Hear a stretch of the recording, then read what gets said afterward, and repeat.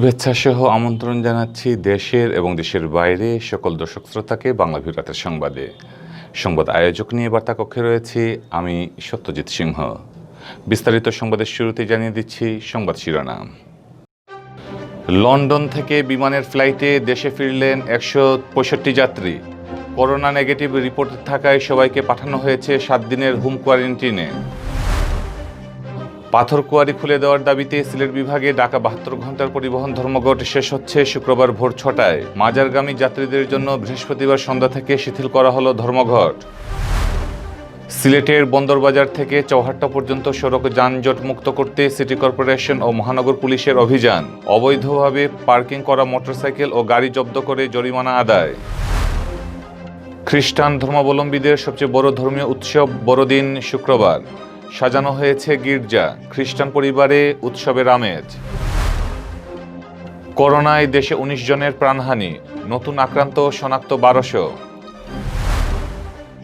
সিলেটে গেল 24 ঘন্টায় করোনায় প্রাণহানি নেই। 45 জন আক্রান্ত শনাক্তের দিন সুস্থ হলেন সমান সংখ্যক। প্রবাসীদের অর্থ আত্মসাৎ করে বাংলাদেশে পালিয়ে আসার অভিযোগে তুষার রিয়াদ নামের এক বাংলাদেশির বিরুদ্ধে সংবাদ সম্মেলন। সংবাদ শিরোনামগুলো জানাচ্ছিলাম, এবারে বিস্তারিত। লন্ডন থেকে বাংলাদেশ বিমানের ফ্লাইটে সিলেটের ওসমানীনগর বিমানবন্দরে আসা 165 জন যাত্রীর সবার সাথে ছিল কোভিড নেগেটিভ সার্টিফিকেট। তাই স্বাস্থ্য পরীক্ষার পর সবাইকে 7 দিনের হোম কোয়ারেন্টাইনে থাকার নির্দেশ দিয়ে ছেড়ে দেওয়া হয়েছে। বৃহস্পতিবার সকাল 9টায় 202 জন যাত্রী নিয়ে যুক্তরাজ্যের হিথ্রো বিমানবন্দর থেকে ওসমানীতে অবতরণ করে বিমানের ফ্লাইটটি। সিলেট সদর উপজেলা স্বাস্থ্য কর্মকর্তা ডক্টর আহমেদ সিরাজুম মুনির জানান, লন্ডন থেকে সিলেটে আসা সব যাত্রীর কাছে কোভিড-19 নেগেটিভ সনদ থাকায় তাদেরকে 7 দিনের হোম কোয়ারেন্টিনে থাকার নির্দেশনা দিয়ে ছেড়ে দেওয়া হয়েছে। তারা কোয়ারেন্টিনে আছেন কিনা তা জেলা প্রশাসন, স্বাস্থ্য বিভাগ খতিয়ে দেখবে। সেজন্য আমরা তালিকা করে রেখেছি তদারকির জন্য। সিলেট ওসমানী বিমানবন্দরের ব্যবস্থাপক হাফিজ আহমদ বলেন, লন্ডনের হিথ্রো বিমানবন্দর থেকে 202 জন যাত্রী নিয়ে বাংলাদেশ বিমানের ফ্লাইটটি আসে। এর মধ্যে 165 জন যাত্রী ছিলেন সিলেটের। তাদেরকে ওসমানী বিমানবন্দরে নামিয়ে দিয়ে বাকি 37 জনকে নিয়ে ঢাকার উদ্দেশ্যে রওনা দেয় ফ্লাইটটি।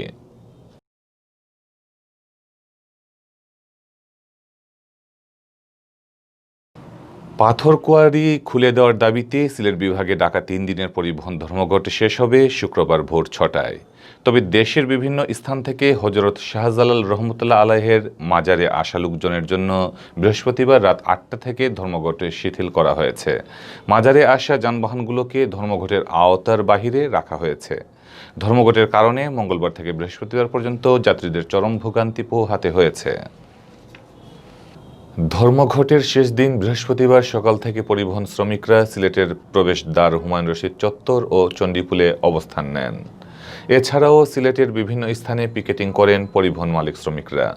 ফলে প্রাইভেট ও জরুরি সেবাদানকারী গাড়ি ছাড়া রাস্তায় কোনো গণপরিবহন ও পণ্যবাহী ট্রাক, পিকআপ চলাচল করতে পারেনি। সকাল থেকে যাত্রীরা টার্মিনালে গিয়ে বাস না পেয়ে অনেকে ফিরে আসেন, অনেকে আবার ভিড় করেন রেলওয়ে স্টেশনে।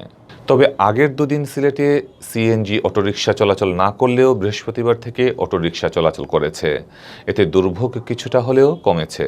বৃহস্পতিবার দেশের বিভিন্ন স্থান থেকে হযরত শাহজালাল রহমতুল্লাহ আলাইহের ও হযরত শাহপরান রহমতুল্লাহ আলাইহের মাজারে আসা বাস ধর্মঘটের কবলে পড়ে।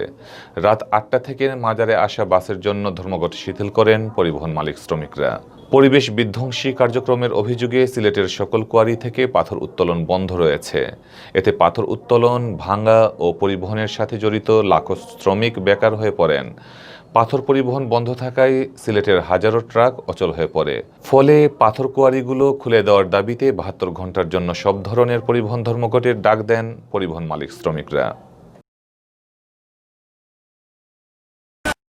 এই যে জীবন লইয়ে টানাটানি, তাই আইতে পারি না, যাইতে পারি না, অসুবিধা। যদি দেখা যায় কোনো সুয়ারা না আসে, আমাদের বিভাগীয় কমিটি, জেলা কমিটির নেতৃবৃন্দ, পাথর বিভাগীয় কমিটির নেতৃবৃন্দর আলোচনা ভিত্তিতে যদি আবারও লাগাতার যাওয়া লাগে, প্রয়োজনে আমরা যাব। সিলেট নগরীর বন্দরবাজার থেকে চৌহাট্টা পর্যন্ত সড়কটি যানজটমুক্ত করতে বিভিন্ন পদক্ষেপ নিয়েছে সিটি কর্পোরেশন ও সিলেট মহানগর পুলিশ। এরই ধারাবাহিকতায় এ সড়কে অবৈধভাবে গাড়ি পার্কিংকারীদের বিরুদ্ধে জোর অভিযানে নেমেছে পুলিশ ও সিটি কর্পোরেশন। বৃহস্পতিবার বন্দরবাজার থেকে চৌহাট্টা পর্যন্ত সড়কের বিভিন্ন স্থানে অবৈধভাবে পার্কিং করে রাখা গাড়ি ও মোটরসাইকেলের বিরুদ্ধে অভিযান চালানো হয়। এ সময় কয়েকটি মোটরসাইকেল জব্দ করা হয়। এছাড়া বেশ কয়েকটি গাড়ি ও মোটরসাইকেলের মালিকের কাছ থেকে জরিমানা আদায় করা হয়। অভিযানের নেতৃত্ব দেন সিসিক মেয়র আরিফুল হক চৌধুরী ও এসএমপি ট্রাফিক বিভাগের উপপুলিশ কমিশনার ফয়সাল মাহমুদ। অভিযানকালে মেয়র আরিফুল হক চৌধুরী বলেন, আমরা বারবার নোটিশ জারির পরও অনেক মার্কেট কর্তৃপক্ষ নিজস্ব পার্কিংয়ের জায়গা করেনি, তাই সিটি কর্পোরেশন ও মহানগর পুলিশ অভিযানে নেমেছে। অবৈধভাবে গাড়ি ও মোটরসাইকেল পার্কিংকারীদের শাস্তির আওতায় আনা হচ্ছে।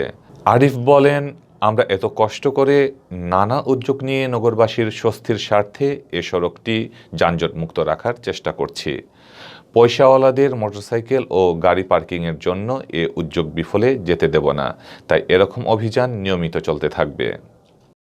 আমরা বারবার নোটিশ দেওয়া সত্ত্বেও পার্কিং প্লেস নাই এবং অবৈধ পার্কিং করে তারা রাস্তায় যানজটের সৃষ্টি করে। একদিকে আমরা হকার তাড়িয়েছি, অন্যদিকে যদি এখন সরকারি, আধা সরকারি, বেসরকারি এরা যদি সব রাস্তার মধ্যে গাড়ি ট্রান্সপোর্ট রাখেন তাহলে তো আবার সেই ঝামেলার মধ্যে পড়ে। এইটাকে যাতে কোনো অবস্থাতে এখানে অবৈধ পার্কিং বা এখানে অবৈধ পার্কিং নিয়ে জনগণের দুর্ভোগ সৃষ্টি না হয় সেজন্য আমরা আজকে বাইরেছি।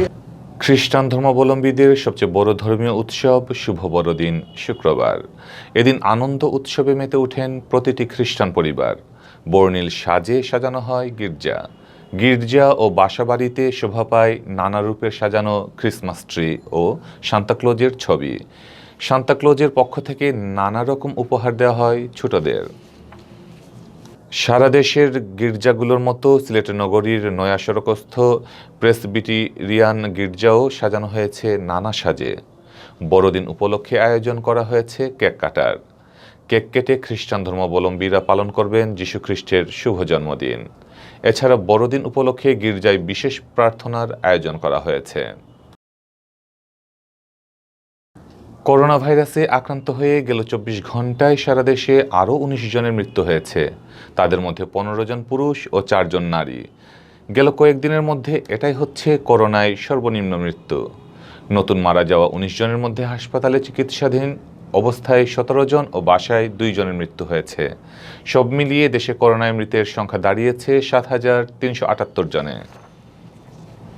গেল 24 ঘন্টায় দেশের 163টি ল্যাবে 13,389টি নমুনা সংগ্রহ করা হয়। এর মধ্যে পরীক্ষা করা হয় 13,227টি নমুনা। এ নিয়ে মোট নমুনা পরীক্ষার সংখ্যা দাঁড়ালো 31,35,653টি। গেল 24 ঘন্টায় নমুনা পরীক্ষায় আরও 1,234 জনের শরীরে করোনা ভাইরাসে শনাক্ত হয়েছে। নতুন আক্রান্ত সহ দেশে করোনায় আক্রান্ত শনাক্তের সংখ্যা দাঁড়ালো 5,06,102 জনে। রাজধানীসহ দেশের বিভিন্ন হাসপাতালে ও বাড়িতে উপসর্গবিহীন রোগীসহ গেল 24 ঘন্টায় সুস্থ হয়েছেন 2,345 জন। আর এ পর্যন্ত মোট সুস্থ হয়েছেন 4,46,690 জন। গেল 8ই মার্চ দেশে প্রথম করোনা ভাইরাসে আক্রান্ত রোগী শনাক্ত ও 18ই মার্চ প্রথম করোনা রোগীর মৃত্যু হয়। এখন পর্যন্ত মারা যাওয়া 7,378 জনের মধ্যে পুরুষ 5,622 জন ও নারী 1,756 জন। সিলেট বিভাগে একদিনে আরও 45 জনের শরীরে করোনা ভাইরাস শনাক্ত হয়েছে। একই সময়ে সুস্থ হয়েছেন আরও 46 জন। আর এ সময়ে সিলেট বিভাগে করোনা আক্রান্ত হয়ে কারো মৃত্যুর ঘটনা ঘটেনি। বৃহস্পতিবার সকালে স্বাস্থ্য অধিদপ্তরের সিলেট বিভাগীয় পরিচালক ডক্টর সুলতানা রাজিয়া স্বাক্ষরিত এক প্রতিবেদনে এ তথ্য জানানো হয়।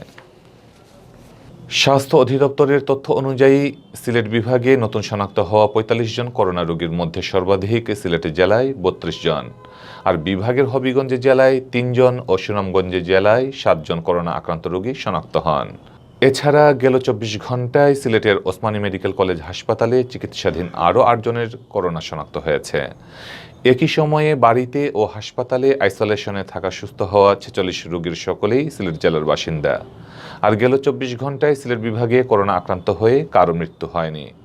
বৃহস্পতিবার সকাল 8টা পর্যন্ত সিলেট বিভাগে করোনা প্রমাণিত রোগীর সংখ্যা দাঁড়িয়েছে 15,378 জনে। এর মধ্যে সিলেট জেলায় অর্ধেকেরও বেশি 9,052 জন। বাকিদের মধ্যে সুনামগঞ্জে 2,506 জন, হবিগঞ্জে 1,949 জন ও মৌলভীবাজারে 1,871 জন। সিলেটের 4 জেলায় 39 জন করোনা আক্রান্ত রোগী হাসপাতালে চিকিৎসা নিচ্ছেন। আর এখন পর্যন্ত সুস্থ হয়েছেন বিভাগের 14,298 জন করোনা আক্রান্ত রোগী ও মৃত্যুবরণ করেছেন 262 জন। বাহরাইনে বাংলাদেশি প্রবাসী ও বিভিন্ন দেশের নাগরিকের কাছ থেকে লাখ লাখ টাকা হাতিয়ে নিয়ে দেশে পালিয়ে আসার অভিযোগ উঠেছে তুষার রিয়াদ নামের বাংলাদেশির বিরুদ্ধে। এ ঘটনায় বুধবার বাহরাইনের রাজধানী মানামায় বাংলাদেশ ওয়েলফেয়ার কমিউনিটির হলরুমে সংবাদ সম্মেলন করেছেন ভুক্তভোগীরা। সংবাদ সম্মেলনে জানানো হয়, অর্থ আত্মসাৎকারী তুষার রিয়াদের বাড়ি ঢাকার উত্তরা থানার বুকসানা গ্রামে। তার পিতার নাম মুরাদ মোল্লা। তুষার রিয়াদ বাহরাইনে অবৈধ শ্রমিকদের বৈধ করার কথা বলে বিভিন্ন জনের কাছ থেকে টাকা নেন, কিন্তু তাদেরকে বৈধ করতে না পারলেও টাকা ফেরত দেননি। এক পর্যায়ে তিনি দেশে পালিয়ে যান। পরে প্রতারণার শিকার ভুক্তভোগীরা তুষার রিয়াদের বিরুদ্ধে বাহরাইনে মামলা করেন। সংবাদ সম্মেলনে বাংলাদেশ ওয়েলফেয়ার কমিউনিটির চেয়ারম্যান তাজউদ্দিন সিকান্দার আত্মসাৎকৃত অর্থ তুষার রিয়াদের কাছ থেকে উদ্ধারের বাংলাদেশ সরকারের সহযোগিতা কামনা করেন। তিনি বলেন, তুষার রিয়াদের এমন কর্মকাণ্ডে বিদেশে বাংলাদেশের ভাবমূর্তি নষ্ট হয়েছে, তাই তার বিরুদ্ধে ব্যবস্থা নেওয়া প্রয়োজন। সংবাদ সম্মেলনে উপস্থিত ছিলেন ভুক্তভোগী আলামিন, তালহা আহমেদ, মোহাম্মদ সুমন, মহিউদ্দিন, তারেক হাসান এরোরা, ওয়েলফেয়ার কমিউনিটির বাহরাইনের প্রধান উপদেষ্টা শামসুল হক। তুষার রিয়াদ আমার কাছ থেকে 100 দিনার নিয়েছে, তো আমাকে পরে দেবে বলে, কিন্তু এখন তো প্রায় 6 মাস হয়ে গেছে, টাকাটা আমার রিটার্ন করে নাই। তো এখন সংবাদ পেয়েছি উনি দেশে নাকি চলে গেছে, কিন্তু আমার টাকাটা দেয় নাই। প্রতারক তুষারের সাথে মাইগ্রেন্ট ম্যানেজমেন্ট কনসালটেন্সি সার্ভিসে একসাথে কাজ করতাম। উনি বিদেশি মানুষ সহ বাংলাদেশের অনেকজনকেই চিটিং করেছে, টাকা নিয়েছে। প্রিয় দর্শক, এতক্ষণ দেখছিলেন বাংলা ভিউ রাতের সংবাদ। আমাদের সাথে থাকার জন্য ধন্যবাদ।